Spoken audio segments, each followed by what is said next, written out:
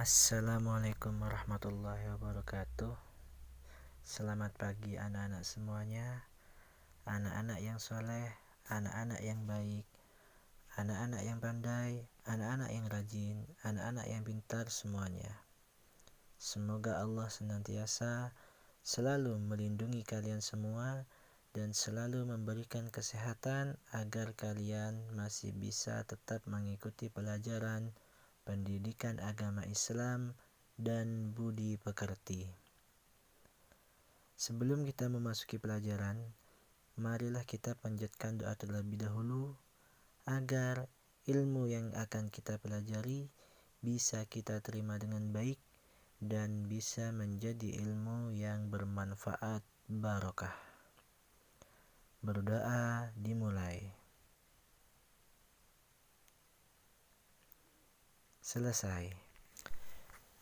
Baik anak-anak semuanya, marilah kita memasuki pelajaran pendidikan agama Islam.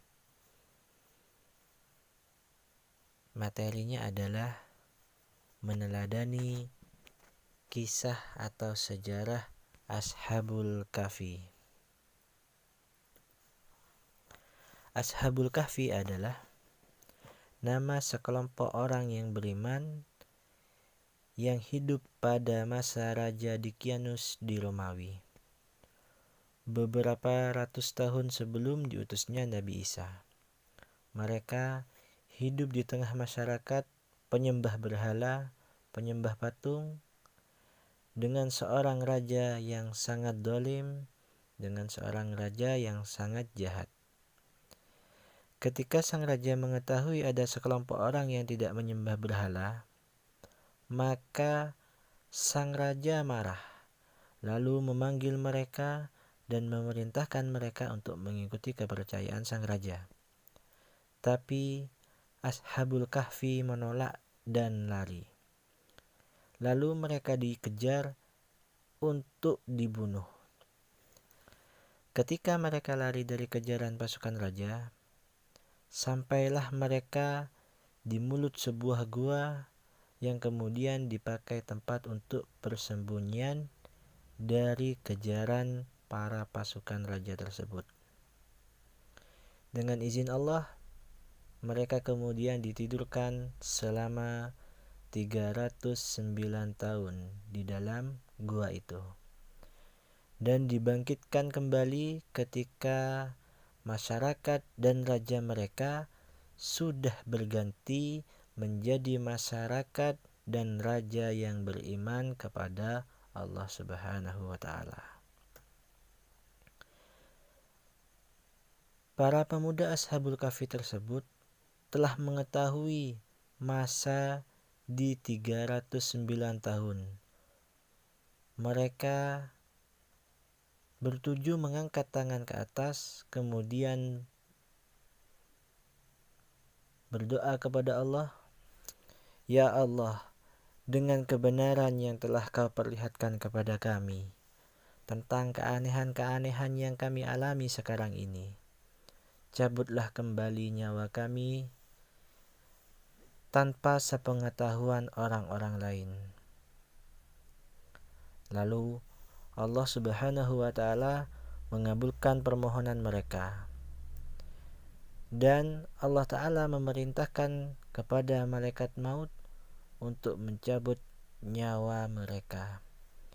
Kemudian Allah Subhanahu wa Ta'ala melenyapkan pintu gua tersebut tanpa bekas.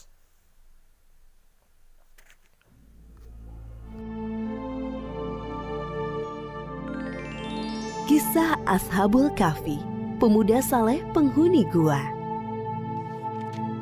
Kisah ini disebutkan dalam Al-Quran, surat Al-Kahfi ayat 9 hingga ayat 26.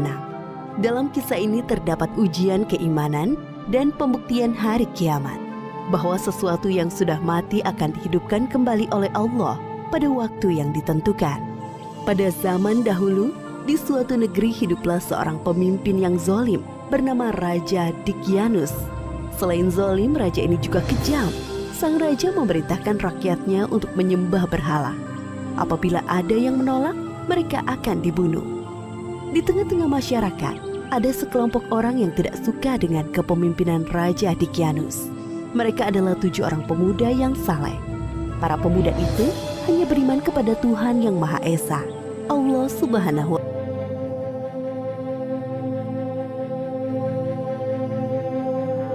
Aku sudah tidak tahan tinggal di negeri ini. Apalagi kita dipaksa untuk menyembah patung-patung mereka. Benda mati itu aku tidak suka. Aku juga. Apalagi Raja tidak segan untuk membunuh orang yang tidak mau melaksanakan perintahnya. Bagaimana jika kita mencari tempat lain untuk beribadah? Maksudmu, kita pergi dari sini? Sepertinya itu ide yang bagus. Kami setuju dengan usulmu itu. Bagaimana dengan yang lain? Kami juga setuju. Baiklah kalau begitu, sebaiknya kita pergi besok pagi-pagi, agar tidak ada orang yang melihat. Siap. Keesokan harinya, 7 orang pemuda saleh meninggalkan negeri mereka dengan bersemangat. Para pemuda ini yakin bahwa keputusan meninggalkan adalah petunjuk dari Allah agar selamat dari kezaliman raja. Bersama mereka ada seekor anjing yang mengikuti selama perjalanan. Setelah berjalan jauh, sampailah di depan sebuah gua. Gua yang cukup besar dengan dinding yang tampak tua. Sebaiknya kita beristirahat sebentar di gua ini. Kau yakin? Apakah aman di dalam sana? Aku akan masuk ke dalam untuk memeriksanya. Salah satu pemuda itu masuk ke dalam gua. Tak lama kemudian ia keluar dari pintu gua dengan tersenyum. Kalian semua masuklah ke dalam gua. Satu persatu pemuda masuk ke dalam gua. Ketujuh pemuda itu berdoa agar mendapat perlindungan dari Allah, sebagaimana yang disebutkan dalam ayat ke-10 surat Al-Kahfi. Ya Tuhan, berikanlah rahmat kepada kami dari sisi-Mu, dan sempurnakanlah petunjuk yang lurus bagi kami dalam urusan kami. Ketika para pemuda itu beristirahat, Allah menunjukkan kuasa-Nya dengan membuat mereka tertidur selama 309 tahun. Seperti yang disebutkan dalam surat Al-Kahfi ayat ke-25. Dan mereka tinggal dalam gua selama 300 tahun dan ditambah 9 tahun. Pintu gua menghadap ke sebelah utara, sehingga sinar matahari tidak bisa menembus ke dalamnya. Dengan begitu orang dari luar mengira bahwa gua ini tidak berpenghuni, sedangkan anjing yang mengikuti mereka membentangkan kedua lengannya di depan pintu gua. Tak terasa 309 tahun telah berlalu. Allah membangunkan ketujuh pemuda saleh ini dengan tubuh utuh seperti sebelum mereka tertidur. Wahai saudaraku, sudah berapa lama kita tertidur? Aku kira sehari atau setengah hari. Aku tidak yakin. Terdengar bunyi perut keroncongan. Tiba-tiba aku merasa lapar. Tidak adakah makanan yang bisa kita makan? Sabarlah sebentar saudaraku. Aku akan pergi ke pasar membeli beberapa makanan untuk kita semua. Aku akan ikut denganmu. Ketika sampai di daerah permukiman penduduk, mereka mulai merasakan hal yang aneh. Bangunan, pakaian yang dikenakan orang-orang tampak asing, seperti baru pertama kali mereka lihat. Akhirnya, sampailah di sebuah pasar. Wahai anak muda, apa yang kalian butuhkan? Kami ingin membeli roti gandum dan buah anggur. Ini pesanan kalian. Penjual itu menyerahkan pesanan kedua pemuda di dalam wadah gerabah yang besar. Pemuda ke-1 mengeluarkan uang perak dari saku bajunya. Penjual gandum terheran-heran melihat uang dari pembelinya. Uang apa ini?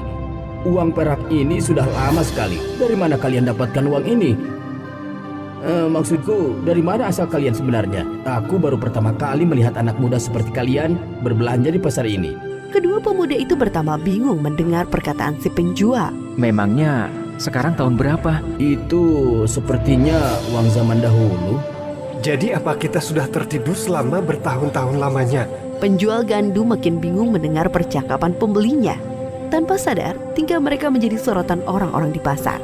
Ketika sadar menjadi pusat perhatian, kedua pemuda ini bergegas meninggalkan pasar. Siapakah pemuda itu, wahai penjual gandum? Aku juga tidak mengenal mereka. Jika melihat dari uang yang mereka bawa dan pakaian yang dikenakan, mereka adalah manusia dari beberapa abad yang lalu. Aku yakin mendengar bahwa mereka mengatakan telah tertidur selama beberapa tahun. Apa? Kalau memang benar, tidak mungkin mereka masih hidup sampai sekarang. Bagaimana jika kita laporkan saja perihal pemuda asing tadi kepada sang raja? Benar, ayo cepat kita laporkan kepada raja. Setelah beberapa abad berlalu, negeri yang dulunya dipimpin oleh raja yang zalim berganti dengan raja yang baru. Raja yang sekarang adalah raja yang adil. Salah seorang penduduk dan penjual gandum menghadap raja untuk melaporkan kejadian di pasar. Kemudian sang raja menyuruh pengawalnya menelusuri kepergian pemuda asing sampai ke gua. Sesampai di gua, para pengawal melihat ketujuh pemuda itu sudah meninggal dunia. Kemudian para pengawal kembali ke negeri mereka untuk melaporkan kepada raja. Wahai Baginda, jumlah pemuda semuanya ada 7 orang. Namun sesampainya kami di sana, mereka sudah meninggal. Jadi, cerita tentang ketujuh pemuda saleh yang hilang pada masa pemerintahan Raja Dikianus itu sungguhan ada. Bawa aku ke sana, wahai pengawal. Baik Baginda. Sesampai di depan gua, tampak seekor anjing besar mati di depan pintu gua. Raja beserta pengawal masuk dan melihat ketujuh pemuda itu sudah tertidur untuk selama-lamanya. Wajah mereka tersenyum. Subhanallah, Maha Kuasa Allah atas segala sesuatu yang mematikan dan menghidupkan makhluknya. Ini adalah bukti bahwa hari kiamat sungguh nyata. Maafkan kami ya Allah yang sempat tidak mempercayai adanya hari kiamat. Sesungguhnya kami termasuk golongan orang-orang yang zalim. Astagfirullahalazim. Seperti firman Allah Subhanahu wa taala dalam surat Al-Kahfi ayat 21. Dan demikian pula kami perlihatkan manusia dengan mereka agar mereka tahu bahwa janji Allah benar dan bahwa kedatangan hari kiamat tidak ada keraguan padanya. Demikian akhir dari kisah ini. Ashabul Kahfi adalah julukan bagi para pemuda saleh, penghuni gua yang tertidur selama 309 tahun. Dari kisah ini Allah Subhanahu wa taala memberikan beberapa pelajaran di antaranya. Pertama, kita harus berani mempertahankan keimanan walaupun nyawa menjadi taruhannya. Kedua, Allah akan menyelamatkan orang yang memperjuangkan keimanannya. Ketiga, hendaknya kita tidak mengingkari adanya hari kiamat.